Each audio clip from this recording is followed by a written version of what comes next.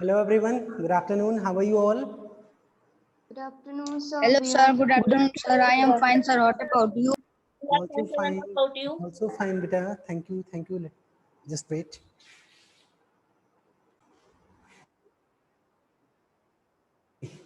Beta, in our last class, we were solving the exercise 1.3.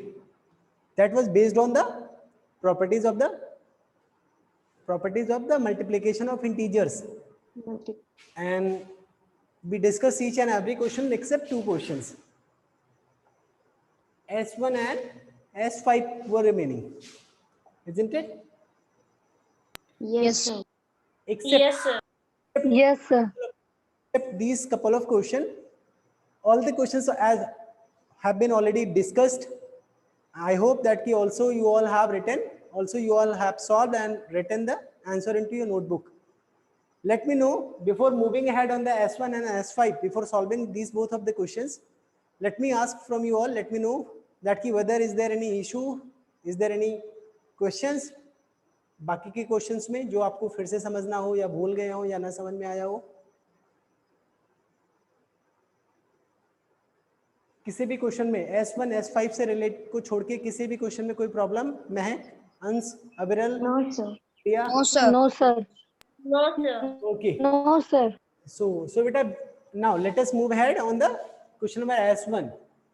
If star is an operation defined for any two integers a and b as a to b, जो है star को एक कोई भी particular operation define किया गया है a और b के बीच में.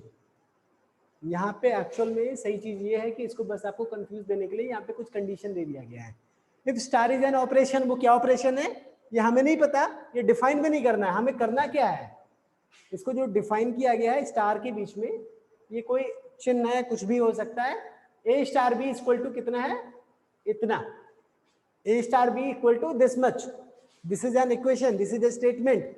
और इसमें क्या करना है, कोई भी यहाँ पे बोला गया star is an operation, star कोई एक ऑपरेशन है. अब वो कोई भी ऑपरेशन हो सकता है, whether it is an subtraction और एडिशन और मल्टीप्लिकेशन और एनी अदर ऑपरेशन, इससे नहीं मतलब है. तो ये ऑपरेशन है. What we need to do, यहाँ पे कुछ मैथमेटिकल स्टेटमेंट भी दिया है. We need to find the value, we need to find the value of a star b when a equal to -3 and b equal to 2. ध्यान देने की बात है, यहाँ पे हमें क्वेश्चन करने के लिए क्या बोला गया है, we have to find the value of a star b. a star b का मुझे वैल्यू फाइंड आउट करना है. a स्टार b का हमें आंसर हम लोग को फाइंड आउट करना है. जहां पे a इक्वल टू -3 हमें पुट अप करना है, b इक्वल टू 2. तो a स्टार b में a और b की वैल्यू रखेंगे तब तो मुझे आंसर नहीं मिलेगा, but a star b equal to ये भी तो दिया है, a equal to -3 and b equal to 2. अगर हम यहाँ पे ये वैल्यू रखें तो a स्टार b जो भी इसका आंसर, फिर सॉल्व करें, जो आंसर आएगा वही तो star and a star b का आंसर होगा. क्यों? तो फिर ये a स्टार b का वैल्यू हमें पता चल जाएगा. ऐसे में समझ में आया? Yes, sir. Yes, sir. तो इसको सॉल्व भी करते हैं, इसको करते भी हैं.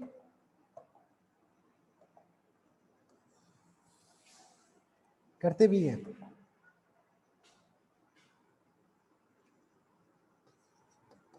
a -3 and b equal to 2 as given.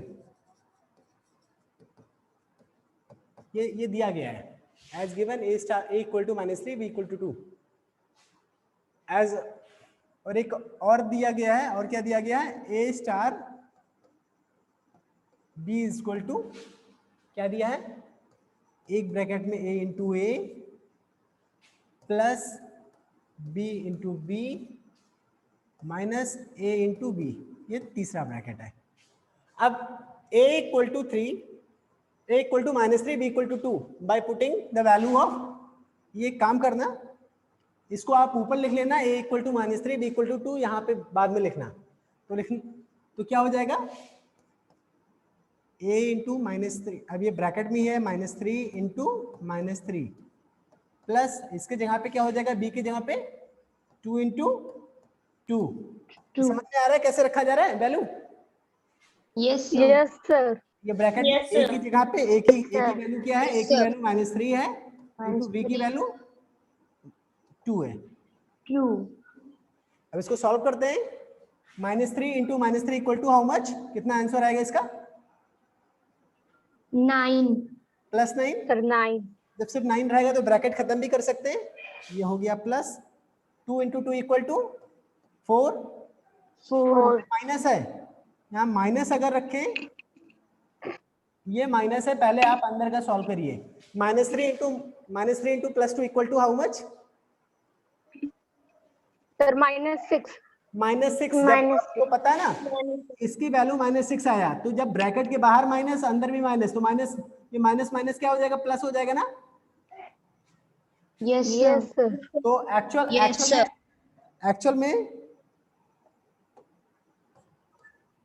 में जब हम इसको बाहर निकालेंगे, -3 इंटू 2 इक्वल टू, जो बाहर निकालेंगे तो यहाँ पे क्या लिखा जाएगा? +6 लिखा जाएगा या -6 लिखा जाएगा? Sir, +6. +6, क्योंकि ये -6 होगा, बाहर निकलेगा तो इस मल्टीप्लाई से भी होगा, तो माइनस माइनस प्लस हो जाएगा। तो क्या हो जाएगा ये? 9 + 4 + 6 इक्वल टू हाउ मच? 19. तो A स्टार 19. B का आंसर क्या आया? 19। 19. तो S1 समझ में आ Sir, गया? 19. यही इसका आंसर है। Yes, sir.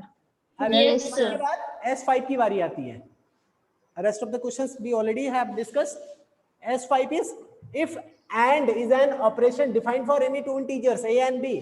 अब यहाँ वहां पे स्टार था, यहाँ पे एंड, सेम उसी तरह का क्वेश्चन। एंड को एक तरीके से ऑपरेशन बताया गया जहां पे for two integers A and B as A and B equal to इतना।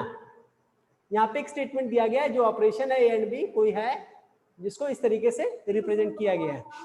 आपको यहाँ पे क्या करना है? वेरीफाई करना है। क्या वेरीफाई करना है? Verify whether A and B and B and A दोनों इक्वल है कि नहीं। A and B equal to B equal to A, क्या ये है या नहीं?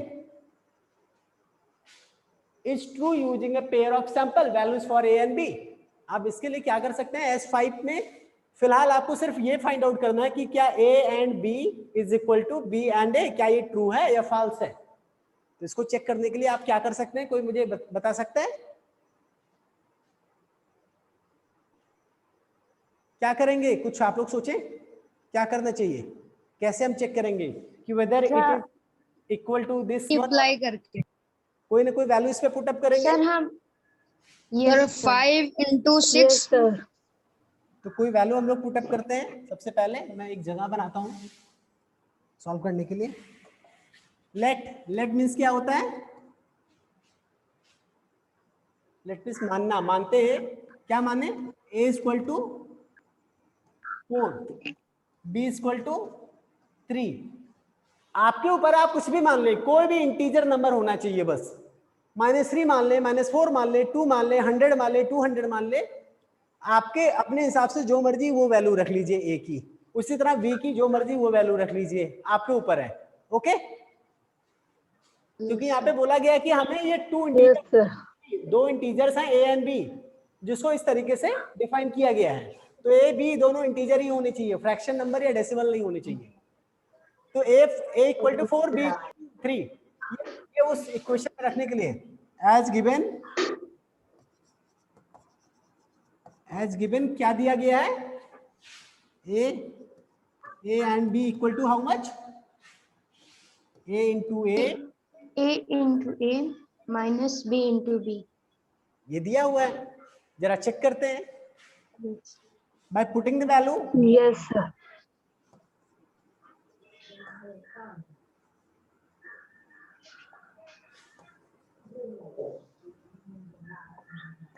by putting value of A and B, जो आपने वैल्यू आपने माना है उस वैल्यू को पुट करने के बाद क्या आता है? 4 इंटू 4 माइनस 3 इंटू 3, 3 into 3. तो क्या आंसर आएगा? 16 माइनस 9। Minus 9. इसका क्या आंसर आएगा? 16 माइनस 9 इक्वल टू 7। ये तो आया। अब आप 7. यहाँ पे Yes, sir. ये ध्यान देना, ये A एंड B का आंसर है। A एंड B का आंसर है ये जो है A एंड B का आंसर है।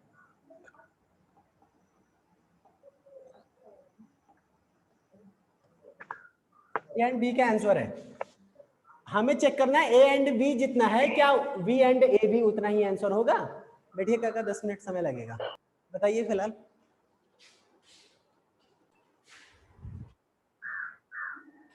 ये जो 7 वैल्यू आया है ये किसका है? ए एंड बी का है। बी एंड ए को चेक करते हैं हम लोग। बी एंड ए, अब यहाँ पे आपको दिया गया है एक, यहाँ से अगर a and b equal to यहाँ पे ये होता है ए माइनस बी, लेकिन अगर ए into A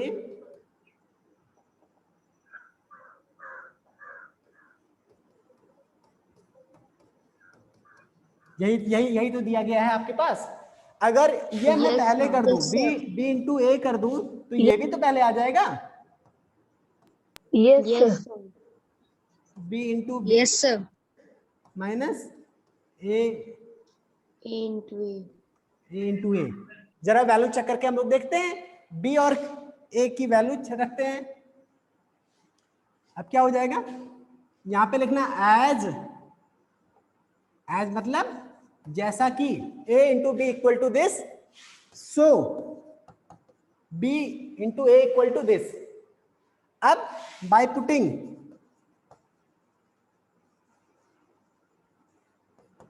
the value of a and b, a equal to कितना रखना है? 4. b इक्वल टू कितना माना गया था? Sir, 4. b Sir, 3. 3 Sir, 3. Minus ए कितना माना गया था? 4 इंटू 4। 4. आंसर आ जाएगा 9 माइनस 16. ये फिर 16. इसके बराबर होगा। -7. यहाँ पे क्या पा रहे हैं? b into A equal to -7, लेकिन a into B equal to 7। तो आपका इक्वेशन नंबर एक तरीके से इसको आप कर दीजिए पहला, और ये समीकरण या इक्वेशन नंबर जिसको आप बोल सकते हैं सेकंड। ये पहले और दूसरे स्टेटमेंट से ये सिद्ध होता है, क्या प्रूव होता है? Sir, A and B not equal to B and A. As per equation number 1 and 2, it is proved that it is proved that या it is verified that, क्या verified हुआ? A and B not equal to B and A. यही तो होगा। Yes, sir. Yes, sir. कुछ ज्यादा ही हो गया लिखने के चक्कर में। फिलहाल आप सभी को समझ में आया कि नहीं? Yes, sir. Yes, sir. अब इस एक्सरसाइज में कोई भी क्वेश्चन बचा हो?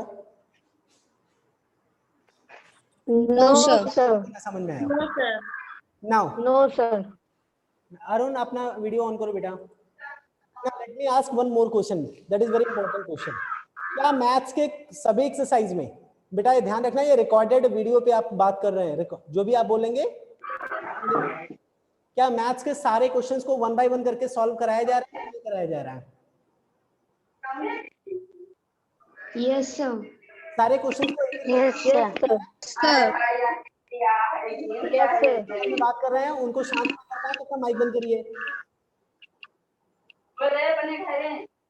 दीपिका अपना माइक बंद कर लिया करिए जब घर वालों को ना शांत कर पाए, और कस के एक बार चिल्ला दिया करिए घर वालों के ऊपर, कहते जहां मैं पढ़ा करूं वहां पे मत आवाज किया करें।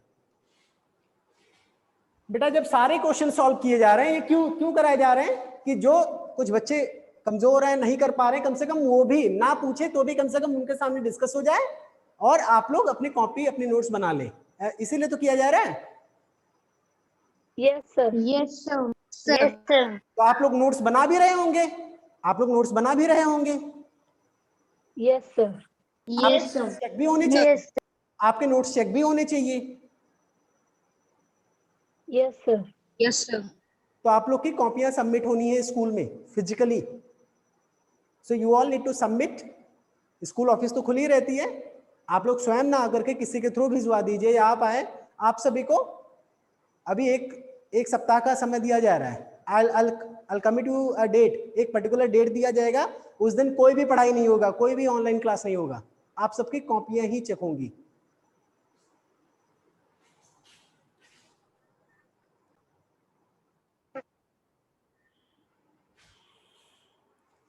चलिए, तो that is how we have completed the exercise 3.1. okay, the next point is, Yes, sir. the next concept is division of integers. Integers का आपने एडिशन की प्रॉपर्टीज और एडिशन और सब्ट्रैक्शन और मल्टीप्लिकेशन, ये तीनों ऑपरेशन सीखे, प्लस उन तीनों के प्रॉपर्टीज के बारे में हम लोगों ने पढ़ा। Now we need to learn that के how to divide any integer, और डिवीजन से रिलेटेड कोई प्रॉपर्टीज अगर इंटीजर्स की तो वो क्या है, क्या whether they are following the associative properties और द कम्यूटेटिव प्रॉपर्टीज, या जो आप मल्टीप्लिकेटिव आइडेंटिटी की बात किया था आपने, तो इसे डिविजिबिलिटी की, डिवीजन का जो आइडेंटिटी होगा वो क्या होगा, या जो क्लोजर प्रॉपर्टीज है उसको फॉलो करते हैं या नहीं। तो ये सारी चीजें हम लोग 1 बाय 1 चेक करेंगे, डिस्कस करेंगे, फिर उसके बाद एक्सरसाइज सॉल्व करेंगे। क्लोजर प्रॉपर्टीज को हम लोगों ने पिछले क्लास में ही डिस्कस किया था, आपको एग्जांपल्स के थ्रू बताया भी था। Let's say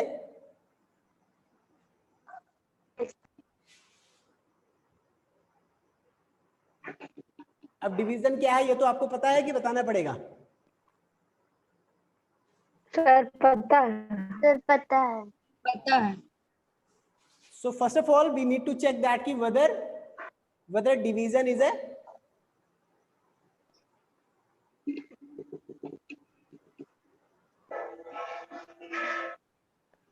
whether the division is following the closure property or not. ये ऑलरेडी मैं समझा भी चुका हूं। अगर कोई इंटीजर है, मान लीजिए इंटीजर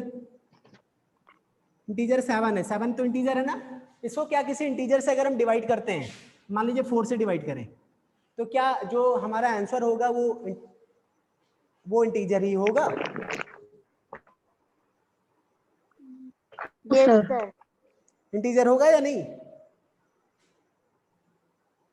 No, sir.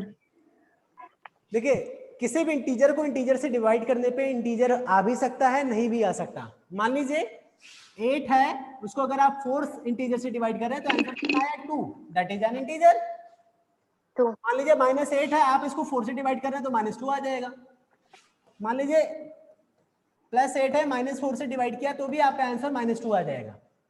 ये साइन के बारे में अभी मैं आपको बता दे रहा हूँ। फिलहाल कहने की बातें ये है, देखिए कि अगर 7/4 है तो 4 की टेबल में 7 नहीं आ रहा है, यानी डिविजिबल ही नहीं है।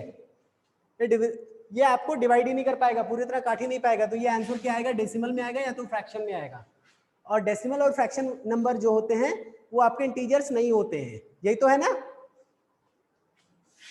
Yes sir. तो हम क्या कह सकते हैं? जो क्लोजर प्रॉपर्टीज है, Yes, sir. Of division, whether they are following the closure property और नॉट। क्लोजर प्रॉपर्टीज में ये रहता है ना, आप किसी भी इंटीजर को इंटीजर में ऐड करें, या इंटीजर में से इंटीजर माइनस करें, या इंटीजर को इंटीजर से मल्टीप्लाई करें, तो तीनों केसेस में जो आंसर है वो भी इंटीजर ही आता है। क्या डिवीजन के लिए ये रूल फॉलो होता है, ये रूल होल्ड करता है? No, sir. No. Fractions are, integers are not closed under the operation of division. आपको मैंने एग्जांपल दिखाई दिया, बता ही दिया, जो इंटीजर्स हैं they are not closed under the operation of division. अब बारी आती है कम्यूटेटिव प्रॉपर्टीज। कम्यूटेटिव प्रॉपर्टीज में क्या आप सभी को बताया गया था? अगर एडिशन, सब्ट्रैक्शन या मल्टीप्लिकेशन को ध्यान रखें, a plus b is equal to b plus a minus b is not equal to b minus a multiply by b equal to b multiply by with a। अब इसमें से क्या बोला गया था? ये दोनों इक्वल है, पहला भी इक्वल है और ये दोनों इक्वल है। ये बोला गया था ये और ये दोनों इक्वल है, दोनों का आंसर सेम आ रहा है, तो दैट मीन्स कि integers are commutative under the operation of addition and multiplication. ये समझाया गया था। अब under the operation of subtraction ये दोनों इक्वल नहीं है, तो हम यहाँ पे कहे थे कि integers are not commutative under the operation of subtraction. ये तीनों चीजें तो बताया जा चुका है ना। Yes, sir. अब बारी आती है Yes, sir.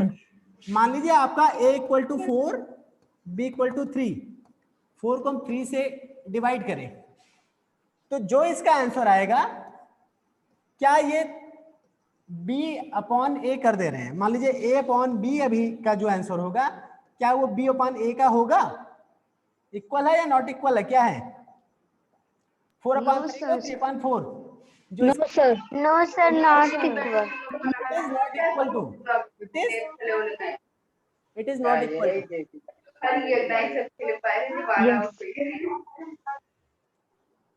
दीपिका अपने घर में बेटा लोगों को समझाएं। तो दैट मीन्स कि a upon b is not equal to b upon a। तो इसका मतलब क्या कह सकते हैं कि जो इंटीजर्स हैं वो कम्यूटेटिव हैं under the operation of division या नहीं है? No, sir. नहीं है। नहीं है। Sir, नहीं है।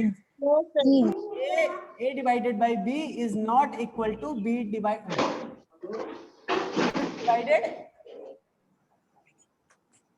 by a। और इससे क्या, इस जब ये नहीं है, जब ये नहीं है, ये नहीं है तो यानी under the operation of subtraction as well as the under the operation of division integers are not commutative. Is it okay? Shall we move ahead? Yes, sir. Yes, sir.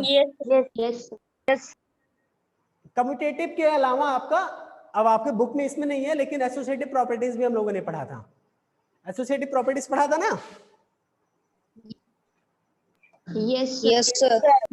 इसको भी हम लोग एक बार समझते हैं, आपके इस बुक में नहीं है, फिलहाल हम लोग एग्जांपल समझ लेते हैं।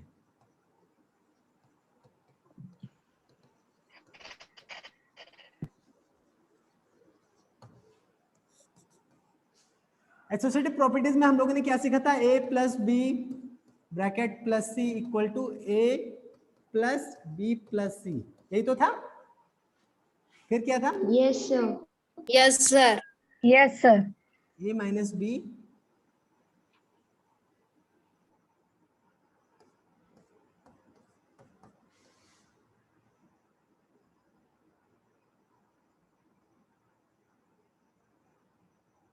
a प्लस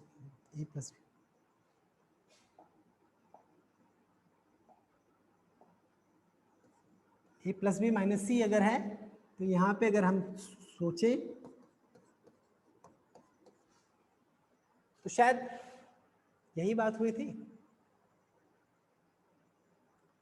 हम लोग सब्ट्रैक्शन में तो शायद ये एसोसिएटिव प्रॉपर्टीज को देखे ही नहीं थे, फिलहाल था ही नहीं वहाँ पे। मान लीजिए a into b into c, लेकिन यहाँ पे a into b into c. Back करके देख लेते हैं तुरंत क्या पढ़ा गया था। यहाँ पे मल्टीप्लिकेशन ऑफ इंटीजर्स, इसमें एसोसिएटिव प्रॉपर्टीज हम लोगों ने सीखा था। मल्टीप्लिकेशन में एसोसिएटिव प्रॉपर्टीज नहीं था क्या? था।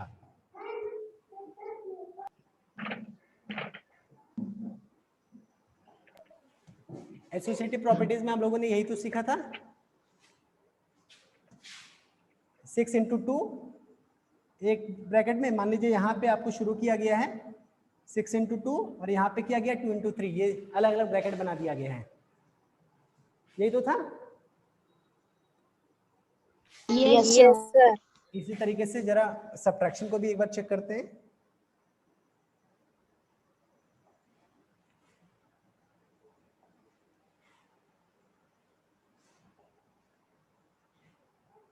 एसोसिएटिव प्रॉपर्टीज ये रहा। एसोसिएटिव प्रॉपर्टीज में क्या देखा था? ये 3 माइनस 8 माइनस 9 ये है। चलिए ठीक है, डन। हम लोग डिस्कस कर रहे थे which question number,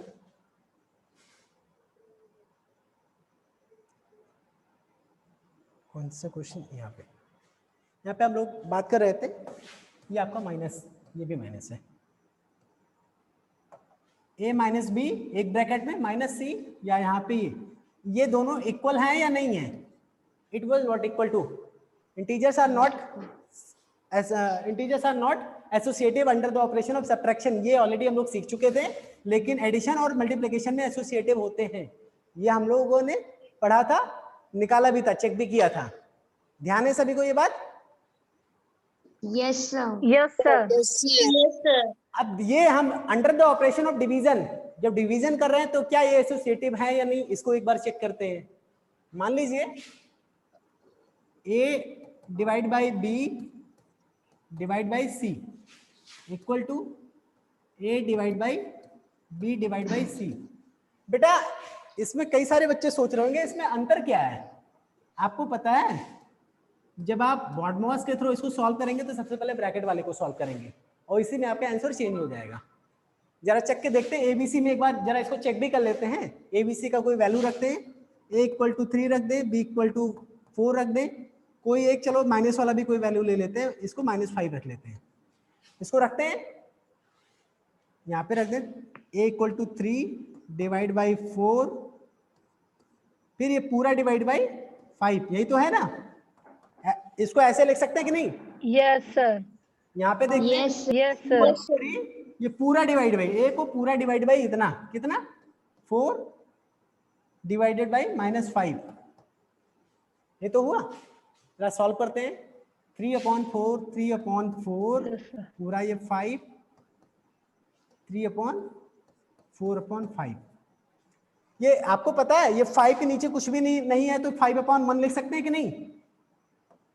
Yes, sir. इस तरह इसको 3 को हम 3 Yes, sir. 3 को 3/1 लिख सकते हैं कि नहीं? आपको इंटीजर्स में Yes, sir. अभी फ्रैक्शन नहीं पढ़ाया गया है। अगर आपको 2/4 को इससे भाग देना है, 4/2 से करना है, मान लीजिए 4/2 नहीं 6/7 से डिवाइड करना है, तो जानते हैं क्या सबसे आसान तरीका है? 2/4 को ऐसे ही लिखो और इसको पलट दो और मल्टीप्लाई कर दो, यानी 7/6 से मल्टीप्लाई कर दो, इसका आंसर सेम आएगा। ओके, 6/7 को Yes, sir. 6/7 को 7/6 कर दो और डिवाइड की जगह मल्टीप्लाई कर दो। Clear? Yes, Yes, sir. sir. इस तरीके से Yes, sir. इस तरीके से आप मेमोराइज कर सकते हैं, ध्यान रख सकते हैं। एक और तरीका है ध्यान रखने का, इसको इससे मल्टीप्लाई Yes, करते sir. हैं, इसको इससे मल्टीप्लाई करते हैं, यानी ये 7 × 2 = 14, 4 × 6 = 24। आप इसको डिवाइड ना करके सीधा ऐसे भी लिख सकते हैं, 2 × 7 4 × 6, तो 2 से 2 कट जाएगा, 2 × 2 = 4, फिर ये 7/12 आंसर आएगा। अगर आप मल्टीप्लाई करते जिस तरीके से 7/12 आ रहा है ना इससे आंसर, 7/12 आ रहा है कि नहीं? इसी को अगर हम डायरेक्टली मल्टीप्लाई करें, Yes, sir. डायरेक्टली मल्टीप्लाई करें, जैसे मैंने अभी बताया था कि 2/4 को मल्टीप्लाई करें 7/6, उल्टा हो जाएगा ना, तो क्या आंसर आया? 7 × 2 = 14, 6 × 4 = 24। अगर आप काटेंगे 7 × 2 = 12, यानी 7/12 आ गया दोबारा वही आंसर कि नहीं? Yes, sir. तो ये चीजें समझ में आ Yes, गई? sir. आपका सेशन क्लोज होने वाला है, Yes, इस sir. वजह से थोड़ा सा समय लग रहा है, लेकिन चलें हम लोग अब इस पे आते हैं। अब आपको पता है ना कि 3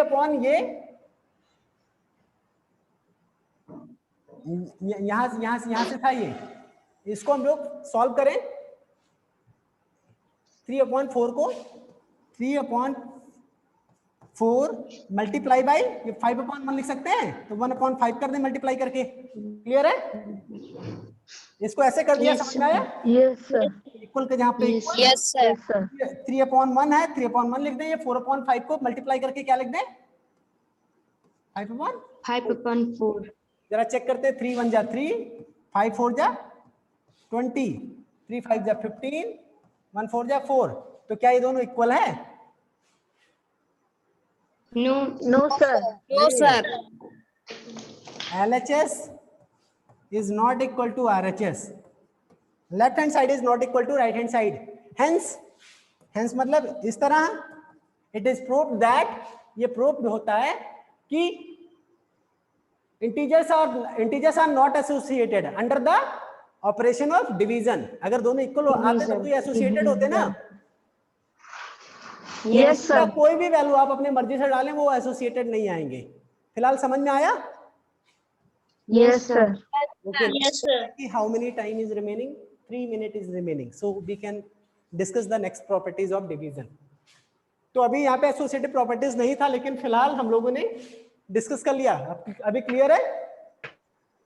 Yes, sir. Yes, sir. Yes, sir. Next क्या है? जो डिवीजन है वो ना तो क्लोजर प्रॉपर्टी को फॉलो करता है. क्या वो कम्यूटेटिव है? No, No, sir. sir. नहीं है. एसोसिएटिव है? No, sir. No, अभी हम sir. डिस्ट्रीब्यूटिव के लिए कोई ऐसा कंडीशन ही नहीं बनेगा कि डिस्ट्रीब्यूटिव प्रॉपर्टीज है या नहीं. चेक करें. बात आती है डिवीजन आइडेंटिटी. मैंने आइडेंटिटी पढ़ाते समय आप सभी को यही बोला कि इस नंबर में क्या प्लस करें कि इसमें कोई भी चेंजेस ना आए. तो आपने बोला 0 ऐड करिए. 0. तो यानी इसका एडिटिव आइडेंटिटी क्या हुई है? 0. अगर इसमें इस नंबर में क्या माइनस करें कि इसका वैल्यू ना चेंज हो, क्या होगा? 0. तो फिर यानी 0. सब्ट्रैक्शन, एडिटिव के बजाय 0. सब्ट्रैक्टिव आइडेंटिटी की बात किया जाए तो वो भी क्या होगा? 0. लेकिन मैं कहूं कि 0. इसमें किससे मल्टीप्लाई करूं कि इसमें कोई चेंजेस ना हो, तो आपने बोला 1. तो इसका मल्टीप्लिकेटिव आइडेंटिटी Sir, क्या? 1. 1. लेकिन अगर मैं पूछूं इस नंबर में किससे डिवीजन किया जाए, किससे डिवाइड किया जाए कि ये वैल्यू ना चेंज हो, यानी आंसर भी यही आए, तो क्या होगा? Sir, 1. 1. Sir, 1. Sir, 1. डिवाइड करते हैं तो फिर 4 का 4 ही आंसर रह जाता है. यानी जो आपका डिवीजन आइडेंटिटी है वो क्या होगा? 1. 1. कहीं पे लिखा होना चाहिए. We can conclude that from the above that if any integer is divided by 1 the quotient is the integer itself. Generally क्या कहें? 1 is the identity for division. ये ध्यान रहेगा सभी को. Yes, sir. Yes, sir. जो हमने पढ़ाया है उसी पे बेस्ड कुछ एक दो क्वेश्चंस हैं. आप सभी को 1.4 स्वयं से करना है. By yourself you all need to do these exercises. और नेक्स्ट क्लास में फिलहाल one by one I'll discuss to you all. But before that you need to try by yourself कि जितना आपने पढ़ा है क्या वो समझ में आया है या नहीं. आप अपने मर्जी से प्रयास करिएगा. अगली क्लास में मैं इसके वन बाय वन सारे आंसर्स को डिस्कस करूंगा. That's all from today. Okay? Yes, sir. Yes. So your session is about to be closed. Thank you. Goodbye everyone. Sir, Goodbye, sir.